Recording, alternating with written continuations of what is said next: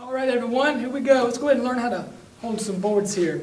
You'll see I got in my hands, I have a kid's board and I have a teen or adult board. And when we're going through this video, just remember, even if you're doing the kid or the adult board, the same positioning of your hands and that kind of stuff is going to be the same, even though, obviously, like the kid's board, you're going to have less room to work with there. So just keep in mind, it's going to be the same, basically the same way of holding the board for either the kid or the adult size board. And also, I'm going to get into more detail on your video on cutting your own boards and picking out that kind of stuff, and also some alternatives. And it'll be the same exact way on your rebreakable board. And I'll go into more detail, like I said on that video, on the different levels and strengths and that kind of stuff with the rebreakable board. So just keep in mind, same way of holding it for all three here. So basically, if you know how to hold a bag, like we went through in the how to hold your bag video a couple belts back, then this isn't too much going to be just review for you. Even though there is a couple things here and there that we gotta introduce to you that's something new, make sure everybody's safe and all that kind of stuff. So when you're holding the board, you got your basic stance. You remember, like for your when you're holding your larger bag for your front kicks and your side kicks and that kind of stuff, you kind of wanted to get to the side with the bag and that kind of stuff, so there's not as much impact on you, or there's not as much gap to where that gap in there could cause some damage to you if you were holding it incorrectly. But when you're holding a board, there is a right way and there is a wrong way to hold it, depending on the technique. Now, in your video, on your introduction to board breaking video, I'm going to get into more detail for like I said, the student side of it. But this is going to be mostly for the person that's helping you hold boards, or if you're one of the people holding boards for someone else, and you're just at home, wanting to just break some boards, like that kind of stuff, and you're back and forth with that kind of thing. So when you're holding it for, I'm going to give just a brief introduction on some of the technique. Now, if you're holding it, you'll notice that there is a grain here that's going up and down. Now, depending on the technique that you're going to be performing, it's very important that you have the grain set up the correct way.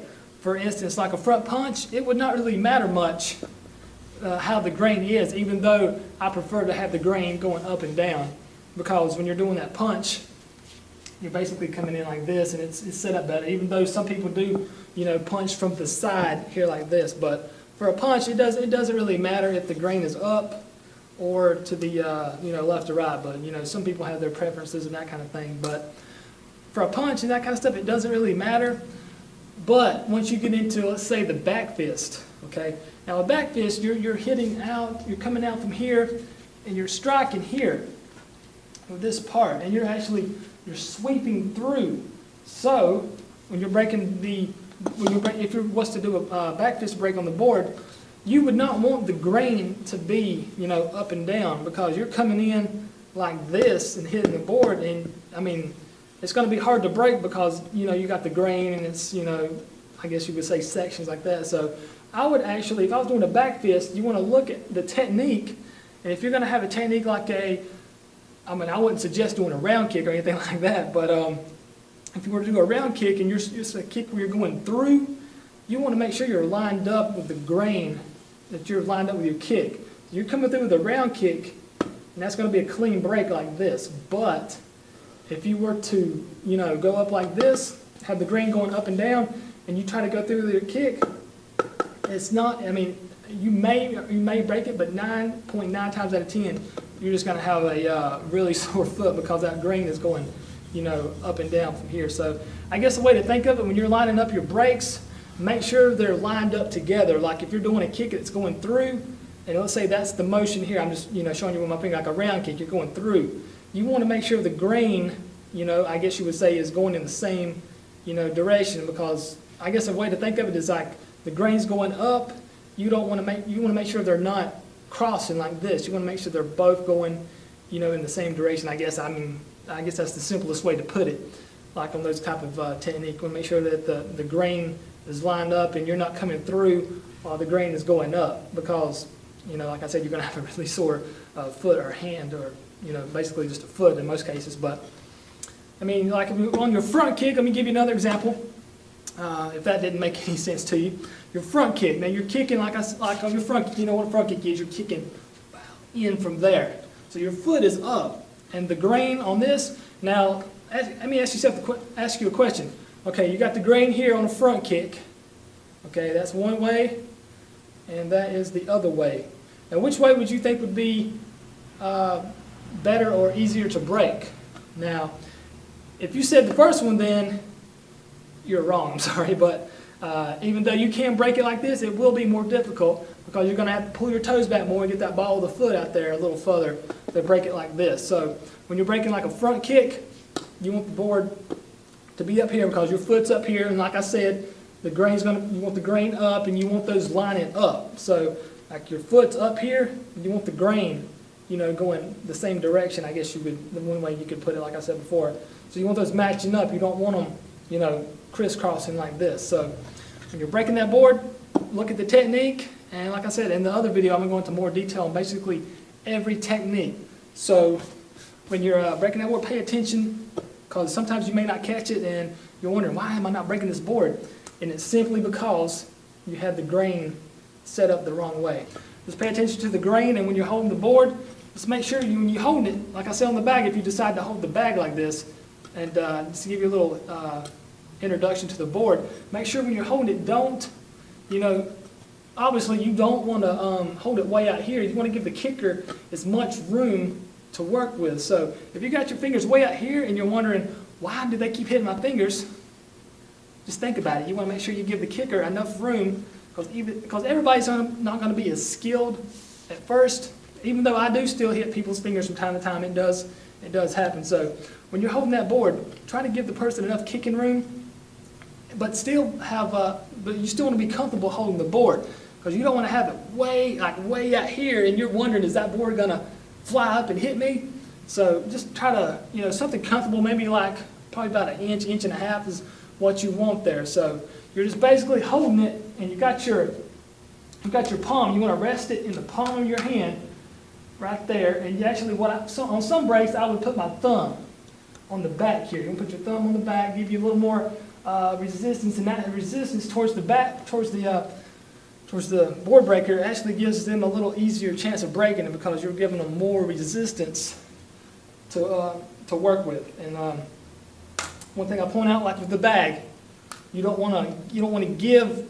On the board it's a little different. You don't want to give, because this is a little more difficult than the board break, the bag technique. So on this one, you really do want to keep your arms locked on this break, because if you're giving, it's gonna make the board breaker a little frustrated, because they're going to think it's because of them that they're not breaking the board. But actually, when someone's fudging the board and moving it back and stuff like that, it's actually the board holder that's actually causing the problem. So when you're holding the board, it's a little different. You do want to be locked in, lock them arms.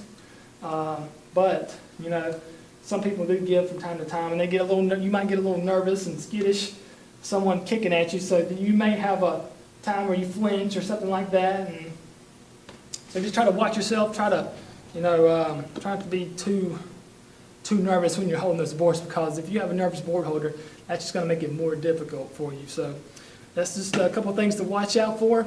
One main thing too, like I pointed out with the bags, do not hold the board in front of your face, because sometimes when they break the board may go into 3 pieces, and you do not want that third piece flying and hitting you in the face. Even though most of the times it does break into 2 pieces, it may come out of your hand, and you don't want it to hit you in the face, even though you are going to have to hold the board, you probably will have to hold it in front of your face on some techniques.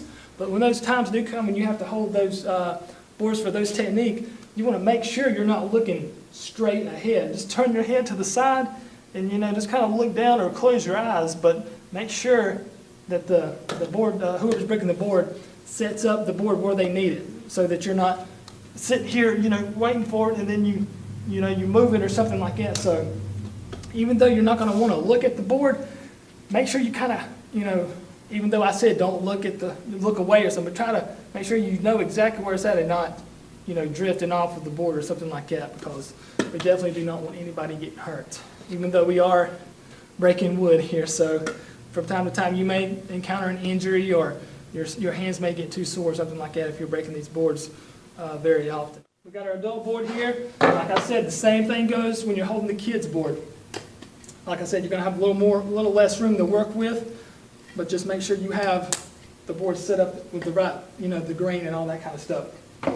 I'm going to get into more detail on it, but you have your rebreakable boards, and those are going to be pretty much a standard size, but you're just going to have the different colors. Now, they don't have the X marks or anything like that. We went ahead and added those so the kids would have something to, aim for. So, with the rebreakable boards, you're going to have a grip on the back, and I'm going to go into more detail later in the next video. This one's kind of wore out a little bit, even though because we've used this every week, and we probably have a couple hundred breaks on it a week. That's just a nice alternative to go, and like I said, the same hand positioning and kind of stuff goes with that as well. And the grain, it's actually got a grain. I don't know if you can tell from the video, but it's got a grain on here, and that's neat because they obviously know that you have to go by the grain. Whoever was the manufacturer of this particular rebreakable board. And if you don't have a grain design on yours, just go by the seam there where it connects, and you can position it the way you need to from there, depending on the break. So that's a nice alternative if you're on a budget, because breaking these boards can become expensive if you know the price of lumber these days. So just keep that in mind. Hopefully, you are a master at holding boards now. So I will see you in just a moment.